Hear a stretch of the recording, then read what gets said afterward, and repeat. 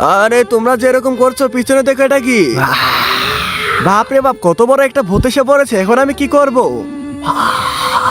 ইয়া